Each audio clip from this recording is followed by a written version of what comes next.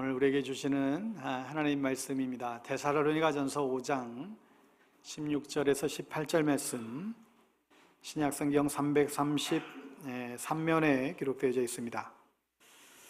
데살로니가전서 5장 16절에서 18절까지 말씀.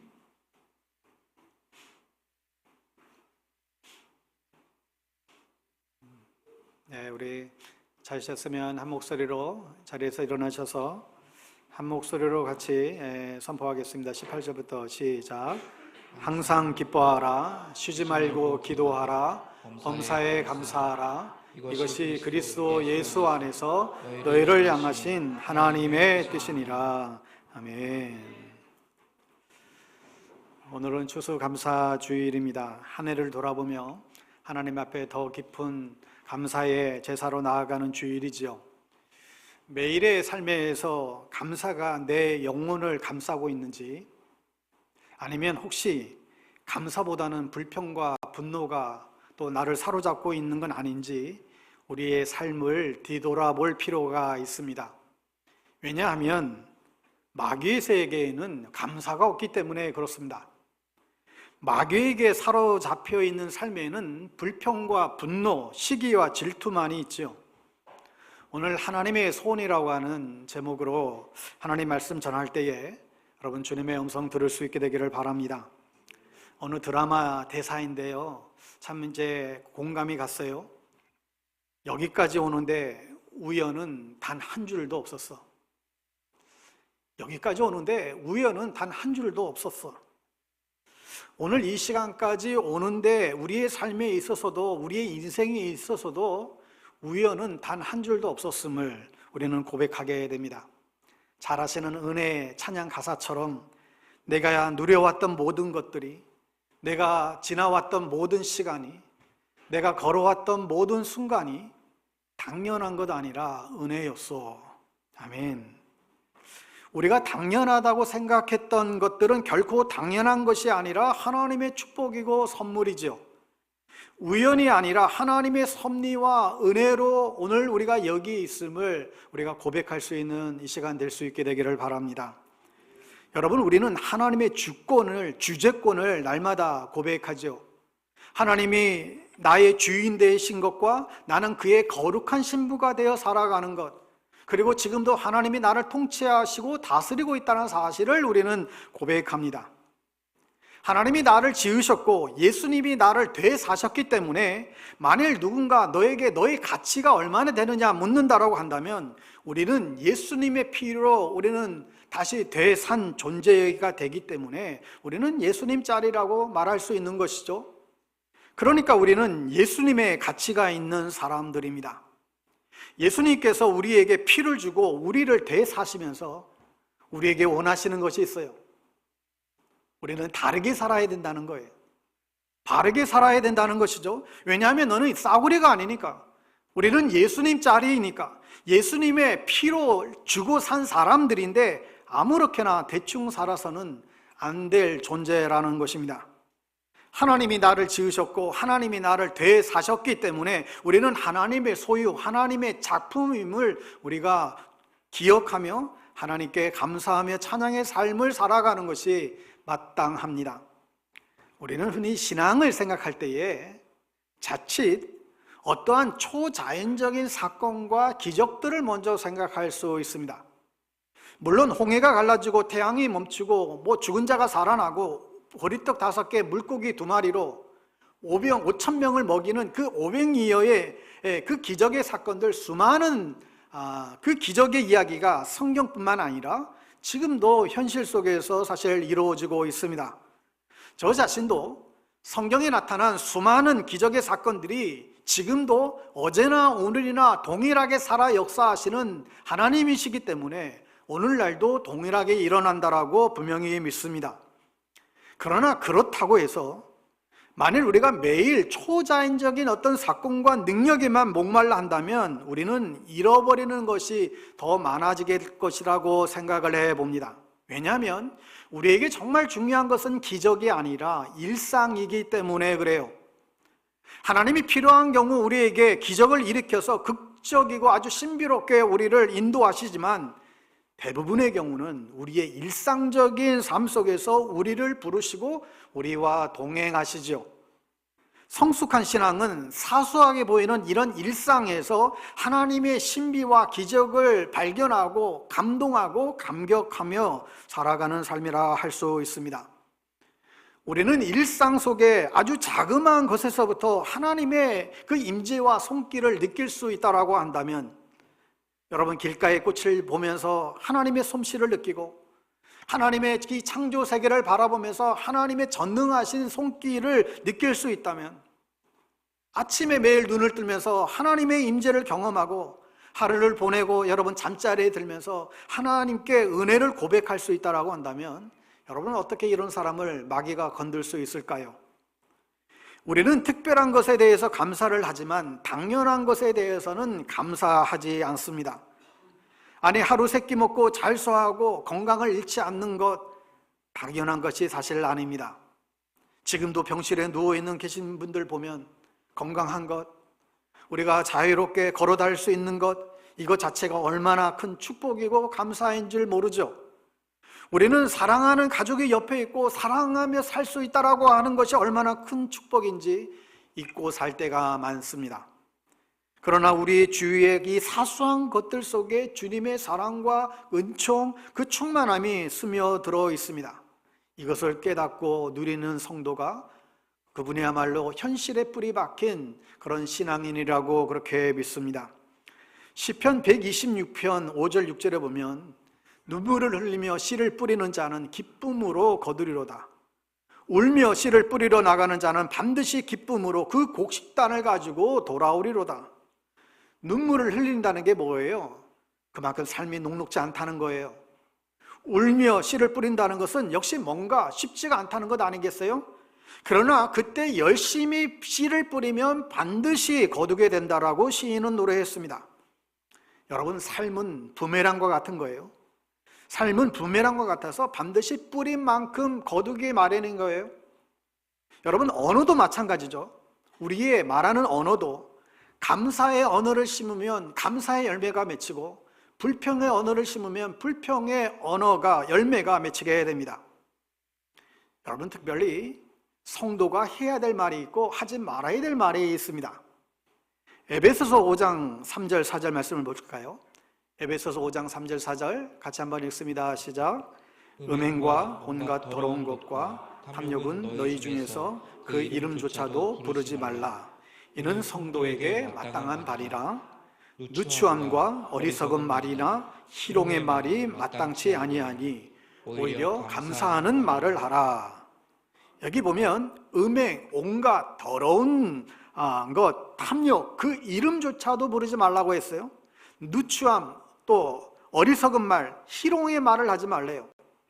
여러분, 성경이니까 지금 아주 얌전하게 표현되어 있지만 다른 영어 번역본에서는 아주 직설적으로 지금 표현하고 있어요. 이 누추한 말은 음란한 말이에요. 음담패설하지 말라는 거예요. 성도는 음담패설해서는 안 됩니다. 어리석은 말은 쓸데없는 말이에요. 성도는 쓸데없는 말 하지 말래요. 희롱의 말은 거친 농담을 말하는 거예요.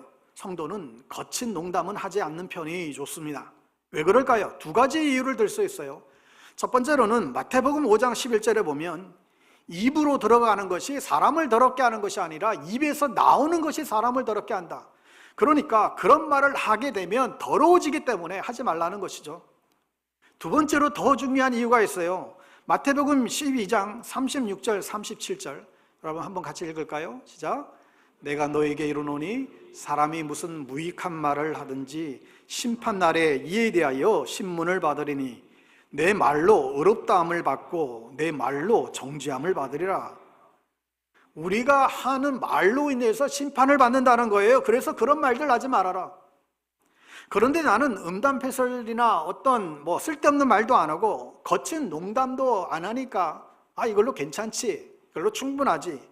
근데 여기에서 만족할 것이 아니라 우리가 꼭 해야 될 말이 있다는 거예요. 그게 바로 감사의 말을 표현하라는 것입니다.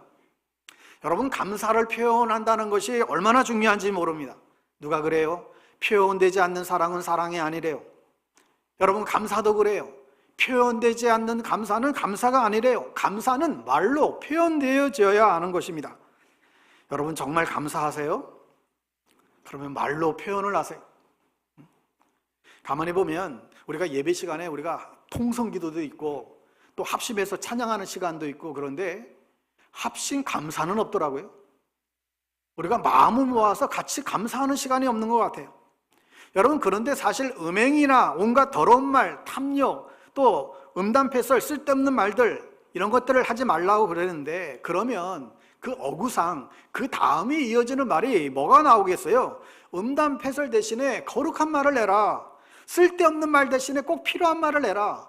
거친 농담하는 말 대신에 좀 사려 깊은 말을 해라. 이런 등등의 대조되는 말이 나오는 것이 어감상 당연할 거예요. 그렇지요. 그런데 그런 말이 나오지 않고 감사하라는 말이 나와요. 이게 무슨 의미일까요? 하나님 보시기에 가장 거룩하고 가장 사려 깊고 가장 필요한 말이 감사라는 것입니다. 시편에 감사로 제사를 드리는 자가 나를 영화롭게 한다고, 감사를 빠진 제사를 하나님이 원하시지 않으신다는 것이죠. 요나가 물속에 뱃속에 들어갔을 때 이렇게 하나님께 기도했어요. 나를 하나님 앞에 내보내 주시면 감사하는 목소리로 예배드리겠노라고. 다시 말씀드리면 감사는 인간의 언어로 할 수 있는 가장 아름다운 거룩한 언어입니다.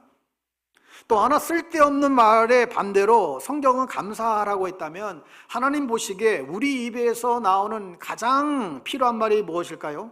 감사라는 거예요. 역시 여러분, 사람은 아침에 눈을 뜨고 집에 하루에 잠을 자기 전까지 남자는 5천 단어, 여자들은 2만 단어 평균 그렇게 한다고 하죠. 그 중에 꼭 해야 될 말이 바로 감사예요. 여러분, 하루에도 틈만 나면 이 감사의 고백을 할 수 있게 되기를 바랍니다. 이걸 주님 감사합니다 고백하고 선포하세요. 제가 오늘 여러분들에게 도움이 되고자 오늘 설교하고 끝나면 분명히 또 안 할 거니까, 여러분 나가시면 이 봉투 드릴 거예요. 이 봉투 열면 뭐가 들어있는가 하면 감사 카드가 들어있습니다. 주님 감사합니다. 이 스티커 카드가 있어요. 여기에 이 스티커까지 들어있습니다. 이 스티커로 여러분 뒷면에 이 네 군데 붙이시면 되겠죠. 그래서 여러분 집에 가셔서 가장 잘 보이는 거실이나 냉장고나 아니면 현관 입구나, 여러분 그것을 눈에 보이는데 여러분 항상 붙여 놓으시고 볼 때마다 감사하세요. 볼 때마다 주님 감사합니다. 주님 감사합니다. 성질이 날 때도 이거 보고 주님 감사합니다. 응? 여러분 주님 감사합니다 여러분 선포하게 되면 여러분 안에 불평이 사라지게 될 줄 믿습니다. 세 번째로, 농담을 하지 말라고 그러는데 여러분 사려 깊은 말을 해야 되는데, 감사하라고 했다고 한다면 하나님 보시기에 인간이 할 수 있는 가장 진중하고 가장 사려 깊은 그 말이 바로 역시 감사라고 생각합니다. 여러분 격조 있는 말을 하고 싶으세요? 감사하시면 됩니다. 감사는 가장 거룩한 말이고 가장 필요한 말이고, 감사는 가장 사려 깊은 말이에요. 여러분 성도가 누구냐? 여러 가지 정의를 내릴 수 있지만 성도는 언제 어디서나 감사하다는 말을 하는 자가 성도예요. 그러니까 세상 사람들도 기쁜 일 생기면 감사하잖아요. 좋은 일 생기면 기뻐하고 감사해요. 그러나 그것으로 내가 성도인지 분별이 안 돼요. 내가 성도인지는 어떻게 분별할 수 있을까요? 지금 환경이 안 좋은데, 지금 내 일이 정말로 지금 안 풀리고 있는데, 내 뜻대로 되지 않는데, 그럼에도 불구하고 감사할 수 있다라고 한다면 나는 성도인 것이죠. 세상 사람들은 좋은 일이 있고 나서 보통 감사하잖아요. 그건 당연한 거예요. 그러나 성도는 어떤 일이 일어나기 전에 미리 감사한다는 거예요. 마치 우리가 어떤 앞날을 우리에서 기도할 때 앞날에 어떤 어려움과 위험이 닥칠 것을 우리가 대비하고 미리 우리가 방어 기도하듯이 미리 하나님 앞에, 앞서 행하실 하나님 앞에 우리가 신뢰하며 미리 감사하는 것이죠. 예수님이 오병이어 기적의 사건을 일으킬 때 그 보리떡 5개, 물고기 2마리를 들고 먼저 하늘을 들어 축사기도 하셨다 그랬어요. 이게 뭐예요? 감사기도예요. 먼저 감사기도 드렸다는 거예요. 오병이어 기적을 베풀고 나서 하나님이 이야 이런 놀라운 기적을 베풀어 주셨구나 감사한 게 아니라, 그 기적이 일어나기 전에 미리 감사했다는 사실을 우리는 인지하셔야 됩니다. 여러분, 기적이 일어난 뒤에 감사하는 것은 어차피 그것은 매너이지 그건 믿음이 아니에요. 기적이 일어나기 전에 감사하는 것이 믿음인 줄 믿습니다. 다니엘도 하늘을 향하여 자신이 기도할 때 감옥에 잡혀가는 것을 알면서도 그럼에도 불구하고 감사 기도를 미리 감사 기도를 드렸어요. 사자굴에서 잡혀먹히지 않고 나왔을 때 하나님께 감사한 것이 아니라 들어가기 전에 미리 감사 기도했다는 거예요. 여러분, 다니엘서 6장 10절 말씀 같이 읽어봅니다. 시작. 다니엘이 이 조서에 왕의 도장이 찍힌 것을 알고도 자기 집에 들어가서는 윗방에 올라가 예루살렘으로 향한 창문을 열고 전에 하던 대로 하루 3번씩 무릎을 꿇고 기도하며 그의 하나님께 감사하였더라. 자, 이어서 빌립보서 4장 6절도 이어서 읽어봅니다. 아무것도 염려하지 말고 다만 모든 일에 기도와 간구로 너희 구할 것을 감사함으로 하나님께 아뢰라. 자, 여기도 보면 받은 것에 대해서 감사가 아니라 구할 것을 감사함으로 아뢰라 그랬어요.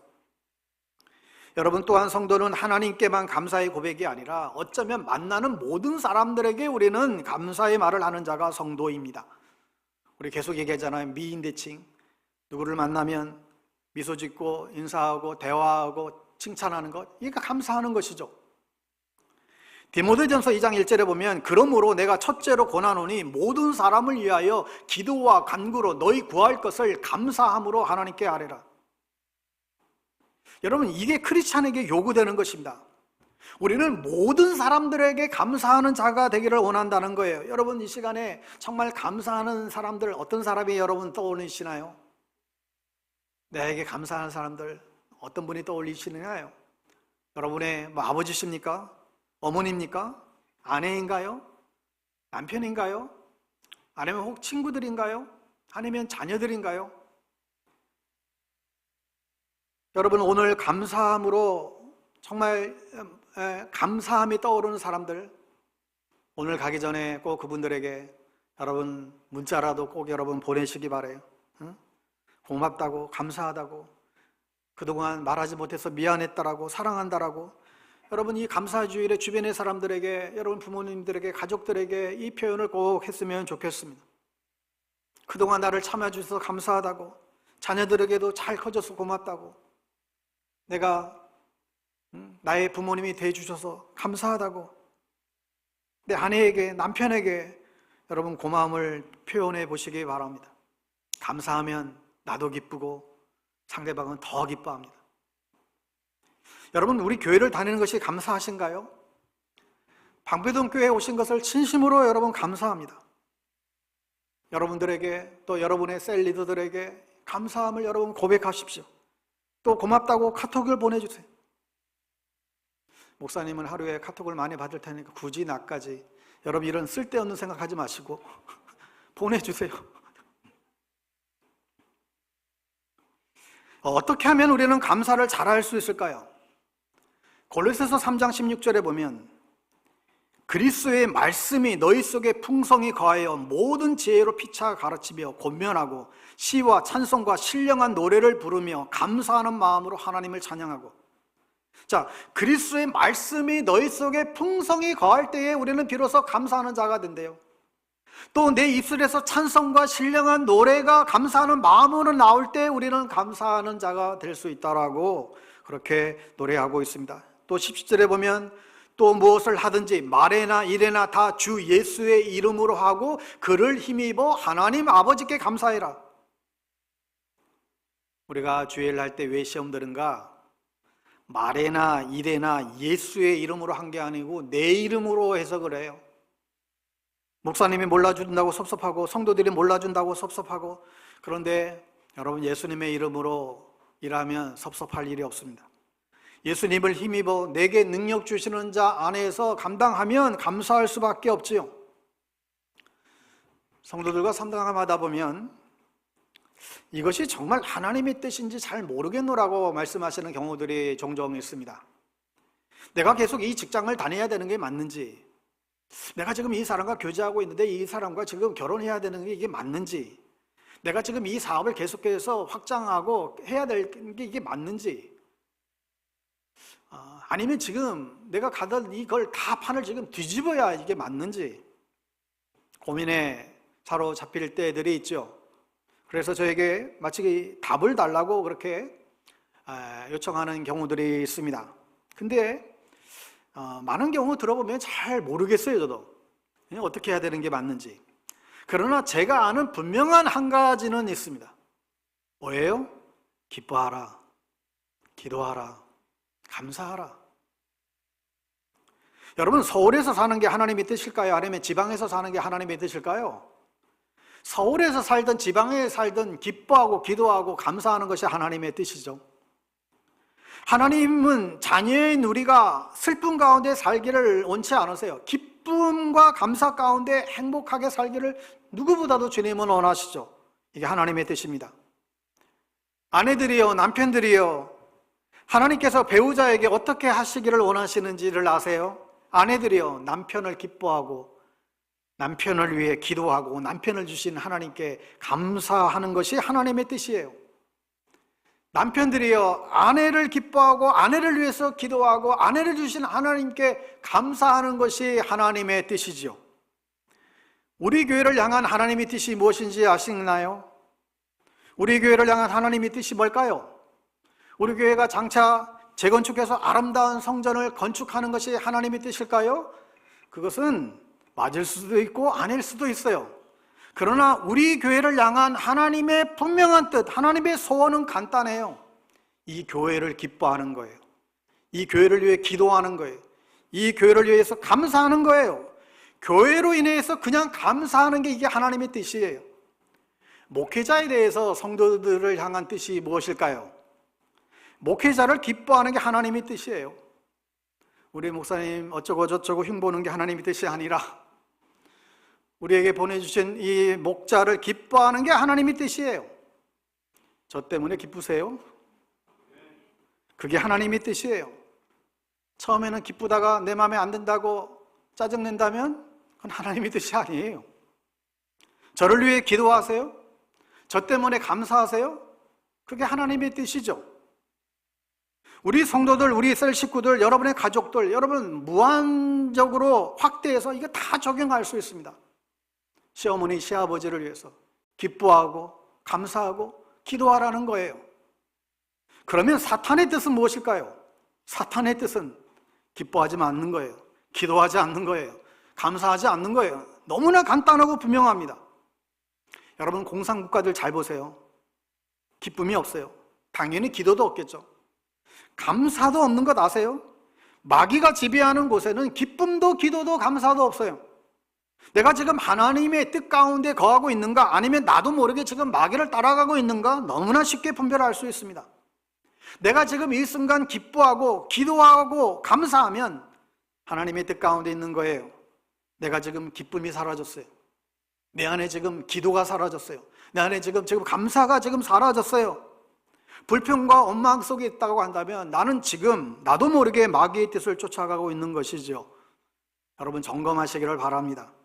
이 세 가지는 명령이에요. 너희가 기뻐했으면 좋겠다가 아니라 기도했으면 좋겠다가 아니라 감사했으면 좋겠다라는 권고가 아니라 명령이라는 거예요. 그렇게 해야 한다는 거예요.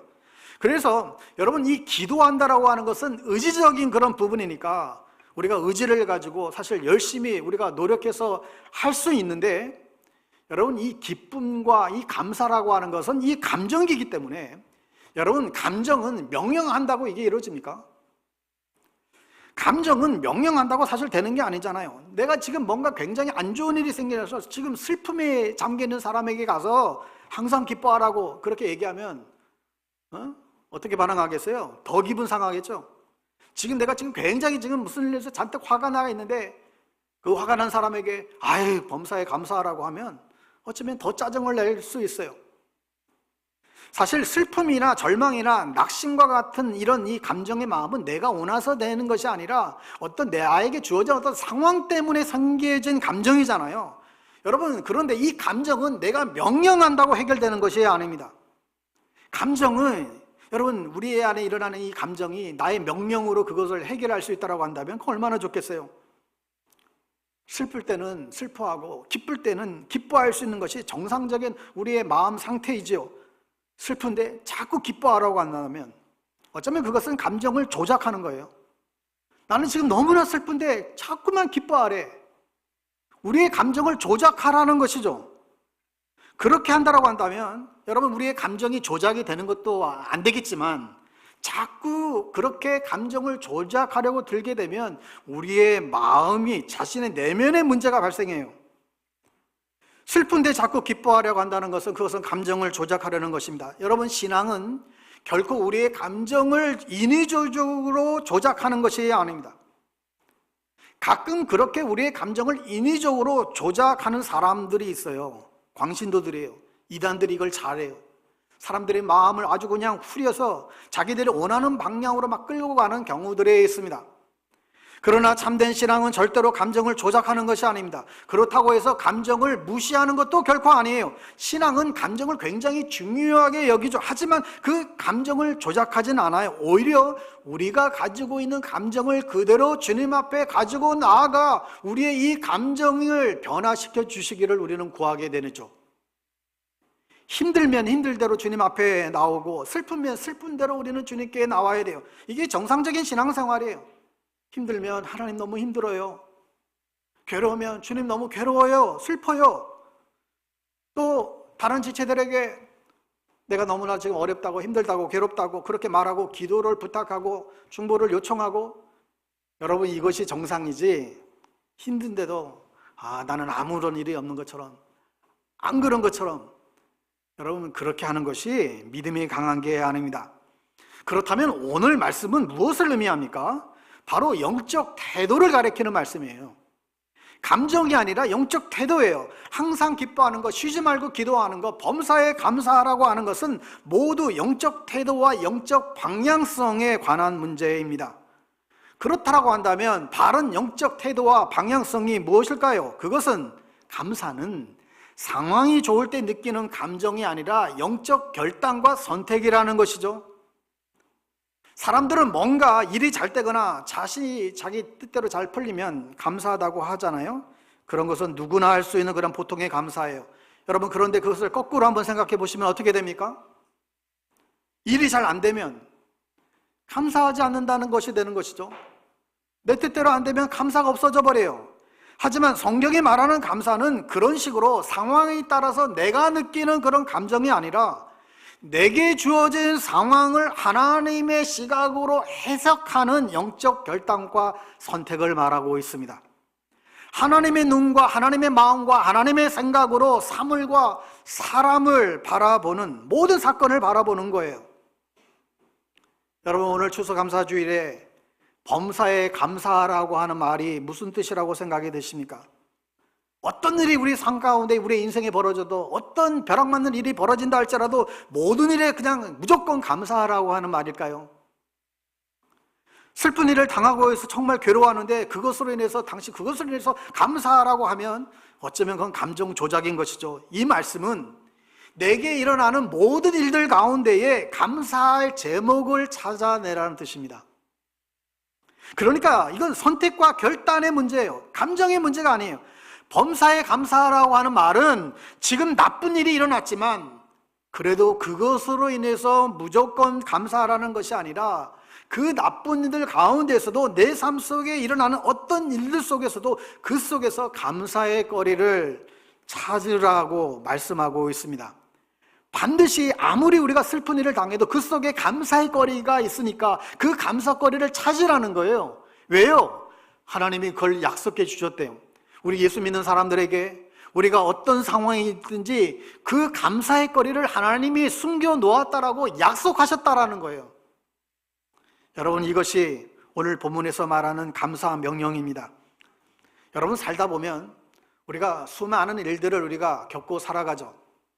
사실 우리 삶에 벌어지는 일들은 간단하지가 않습니다. 어떤 일이든지 간에 어떤 상황이 벌어지면 사실 그것은 어떤 단 한 가지의 문제가 아니라 굉장히 여러 가지 문제가 복합적으로 그 안에 담겨져 있습니다. 그러니까 그 안에는 좋은 측면과 나쁜 측면이 다 공존하고 있습니다. 그런데 똑같은 상황에서도 사람마다 느끼는 것은 다 다른 거예요.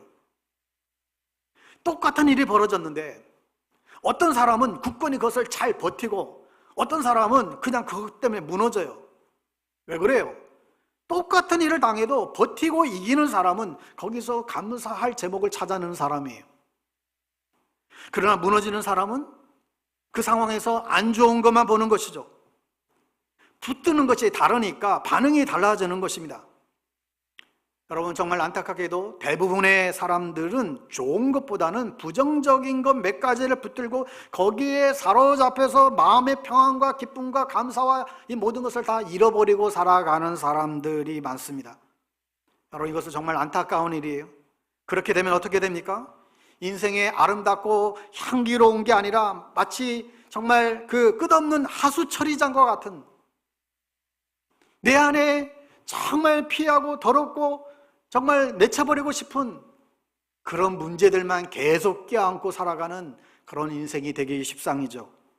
하나님이 주신 귀한 것들이 우리 삶에 얼마나 많습니까? 그런데 그 모든 것들을 다 제쳐놔버리고 그저 깨져버린 것, 아픈 것, 상한 것들, 그것들만 붙들고 고통스러운 감정 속에 여러분 매여 산다라고 한다면 그것은 우리의 인생을 너무나 안타깝게 허비하며 살아가는 것입니다. 한국 속담 중에 가지 많은 나무에 바람 잘 날 없다, 이런 속담이 있잖아요. 가지가 많으니까 조금만 바람이 불어도, 그러니까 가지가 적은 나무보다 더 많이 막 흔들린다라는 어떻게 보면 부정적인 의미의 속담이에요. 여러분, 그런데 그런 상황에서 하나님께서는 우리들에게 원하는 태도가 무엇일까요? 가지 많은 나무도 가지 많은 열매는 반면에 열매가 많다는 것이죠. 이것이 하나님이 찾으시는 태도라는 거예요. 근데 우리는 이걸 잊어버리고 그저 바람 많이 부는 것만 우리는 걱정을 합니다. 그만큼 사람은 낙관적이지가 않고 부정적이고 비관적이, 자기에게 있는 것보다 없는 것에 마음을 빼앗기고 그렇게 힘들어 살아갑니다. 여러분, 내가 지금 가지고 있는 게 무엇인가 한번 여러분 조용히 한번 시간 내서 한번 적어보세요. 하나님이 나에게 주신 것들 한번 적어보십시오. 어쩌면 정말 여러분 잠잠히 정말 깊이 생각하며 적어보시면 하나님이 나에게 주신 것이 이렇게 많아 깜짝 놀랄 수 있어요. 그런데 우리는 지금 나에게 없는 한 가지, 두 가지, 아니 두세 가지를 가지고 불행해하며 살아가고 있다고 한다면 그것은 어리석은 인생이라는 것입니다. 지금 나 자신의 마음을 한번 살펴보세요. 힘들어하고 있다고 한다면 대부분 그런 것 때문에 힘들 거예요. 나에게 있는 것보다 없는 것 때문에 지금 거기에 집중해서 그렇습니다. 그래서 오늘 본문은 이러한 인간의 이 죄악된 그 본성을 거부하라고 명령하는 거예요. 인간의 본성은 자꾸만 부정적인 것을 먼저 봐요. 자기에게 없는 그 딱 한 가지를 보면서 괴로워하면서 잠을 이루질 못해요. 이런 인간의 죄악된 본성을 향해 오늘 주님은 믿음의 명령을 내리고 있습니다. 그것이 바로 항상 기뻐하라, 쉬지 말고 기도해라, 범사에 감사해라, 감사거리를 찾으라는 거예요. 지금 내가 눈에 안 보여서 그렇지 여러분이 감사거리를 그 안에서 찾게 되면 아직도 감사할 수 있는 것이 우리 안에 차고 넘치게 됩니다. 그래서 이것은 영적 태도와 방향성의 문제이지 감정의 문제가 아니라고 했습니다. 믿음이란 이 죄악된 본성을 거부하고 하나님의 명령을 붙잡기로 결단하는 거예요. 신앙은 세상 사람들이 느끼는 그 느낌을 거부하고 감사를 선택하는 것입니다. 여러분, 세상에 그 엄청난 부자들에게 당신이 얼마나 더 많이 벌면 행복할 수 있겠냐, 만족하겠냐 물었을 때 뭐라고 대답했어요? 다들? 조금만 더. 그렇게 세상 재벌들한테도 얼마면 만족하겠냐고. 조금만 더 했으면 만족하겠다. 여러분, 그 인생은 불행한 인생이에요. 그렇게 지금 돈이 많은데도 조금만 더 라고 하는 인생이 행복할 리가 없지요. 그러나 별로 가진 게 없어도 지금 내가 가진 게 이렇게 많구나, 이런 사람은 행복합니다. 없는 것 같아도 실제로 우리가 가진 게 많아요. 여러분, 일단 우리에게 이 귀한 생명이 있잖아요. 이게 얼마나 귀한 것입니까? 그래서 손이 두 개고 발에 두 개고 손을 뻗어서 얼마든지 물건을 가질 수가 있고 얼마든지 우리가 말하고 싶고 노래하고 싶고 이보다 더한 행복이 어디에 있을까요? 그러나 우리는 너무나 당연한 사실들을 기뻐하지 않고 기뻐할 줄 모릅니다. 그러나 그 적은 것에 감사하고 자족할 수 있는 사람이 진정 행복한 것이죠. 사랑하는 여러분, 항상 기뻐하라, 범사에 감사하라는 것은 어쩔 수 없이 싫은데 무조건 종교적으로 율법적으로 기뻐하고 감사해야 된다고 감정을 조작하라는 말이 아니라 우리에게 주어진 그 상황 속에서 감사를 찾아내고 이런 영적 선택을 명령하고 있습니다. 상황은 똑같지만 해석이 달라지면 우리의 삶은 완전히 달라질 수 있습니다. 여러분, 어떤 일이 터졌을 때 여러분 그 사건을, 그 상황을 내가 바꿀 수 있습니까? 바꿀 수 없습니다. 어떤 일이 벌어지는 순간 여러분, 우리에게 제일 중요한 것은 이 사건이 일어났다는 게 아니라 지금 이 사건 앞에서 내가 이 사건을 어떻게 볼 것인가, 해석이 가장 중요합니다. 여러분, 거기서 제대로 해석한 사람은 거기서 살아나고 제대로 해석하지 못한 사람은 거기서 무너지는 거예요. 똑같은 상황인데 그렇습니다. 여러분, 때로 우리는 아플 수도 있고 또 실패하여 힘들 수도 있습니다. 나는 되는 게 없다라고 하면 불행하게 느낄 수도 있습니다.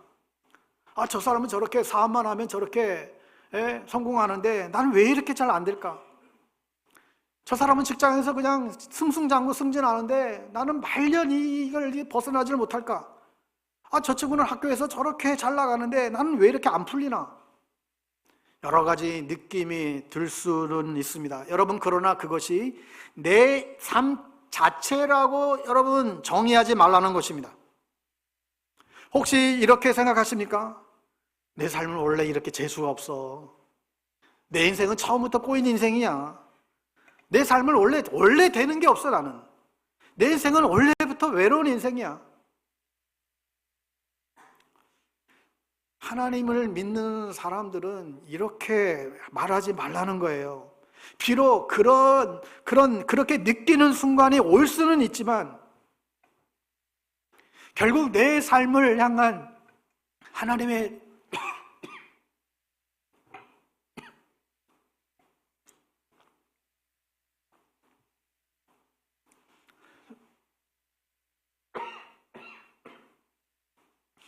죄송해요. 여러분, 그런 감정들이, 그런 안타까움들이 우리 안에 몰려올 수는 있지만 여러분, 결국은 어떻든 간에 내 삶을 향한 하나님의 뜻은 기쁨과 감사가 넘치는 그런 삶이고 우리는 분명히 그렇게 될 줄 믿습니다. 왜요? 하나님께서 약속해 주셨기 때문에 그래요. 여러분, 이 약속의 말씀을 인지하고 믿고 밀고 나가는 거예요. 이것이 하나님의 감사 명령입니다. 기뻐하고 기도하고 감사하며 사는 게 하나님의 뜻입니다. 그러니 우리는 이것을 포기할 수가 없어요.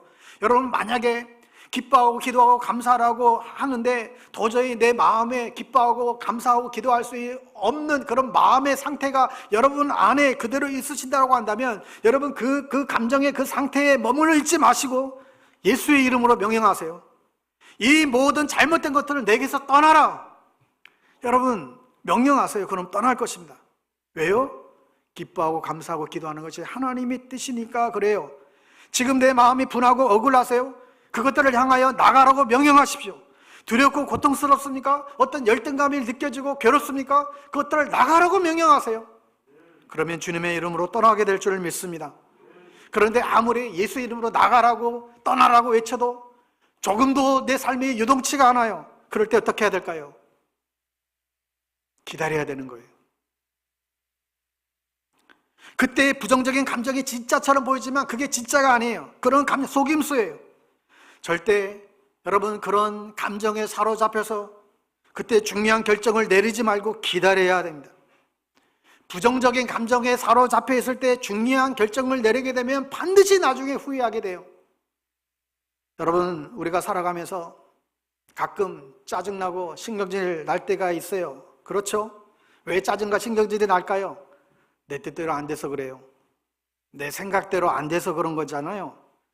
그러므로 어떤 상황 속에서도 하나님의 뜻과 하나님의 선하신 계획을 믿고 오히려 그 최악의 상황 가운데에서도 우리가 감사하고 또 감사하면서 하나님의 섭리와 인도하심을 믿고 바라고 나아가야만 합니다.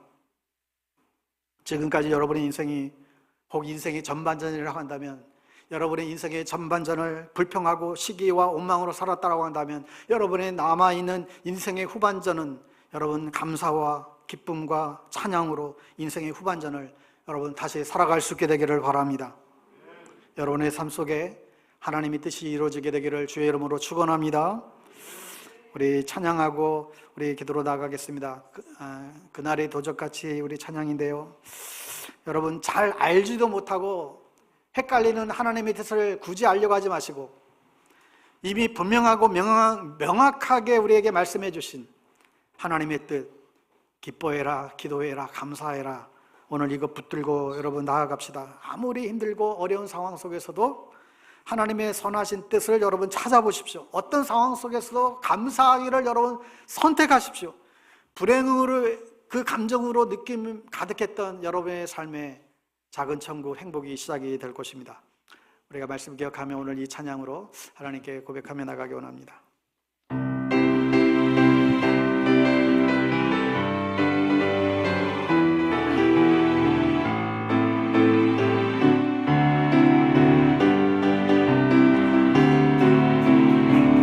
그날이 도적같이 이룰 줄 너희는 모르느냐.